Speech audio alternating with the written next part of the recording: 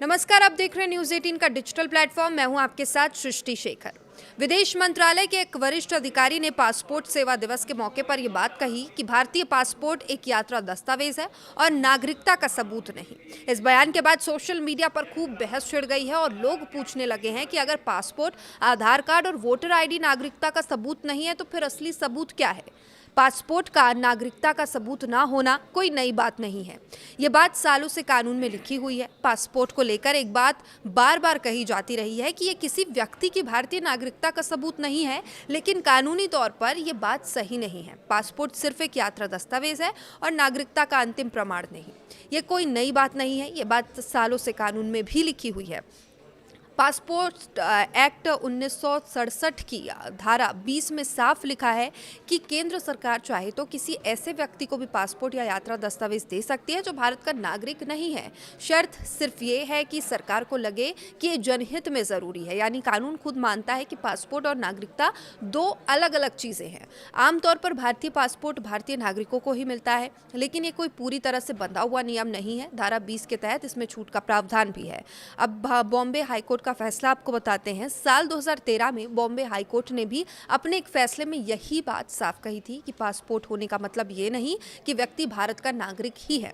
Court ने कहा था कि पासपोर्ट को नागरिकता के अंतिम सबूत के तौर पर नहीं देखा जा सकता, तो जन्म और वंश से नागरिकता साबित होती है। 26 जनवरी 1950 से 1 जुलाई 1987 के बीच भारत में जन्मे हर व्यक्ति को नागरिकता मिली। 1987-2003 के बीच माता या पिता में से एक के भारतीय नागरिक होने पर भी नागरिकता मिलती थी।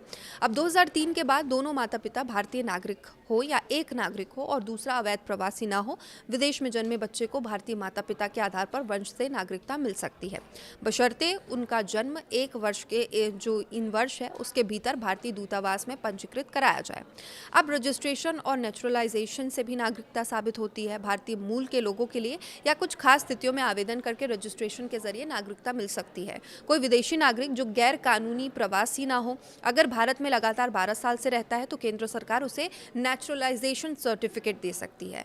शपथ लेने के बाद वो व्यक्ति भारत का नागरिक बन जाता है और इसके साथ ही क्षेत्र में विलय से नागरिकता वहाँ की साबित होती है। अगर कोई नया क्षेत्र भारत में शामिल होता है तो वहाँ के लोगों को भी सरकार आदेश के जरिए नागरिकता दे सकती है।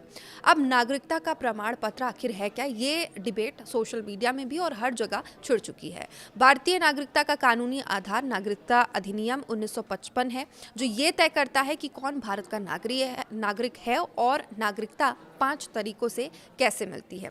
इन प्रक्रियाओं के बाद जारी सिटीजनशिप सर्टिफिकेट यानी कि नागरिकता प्रमाण पत्र ही नागरिकता का औपचारिक प्रमाण होता है।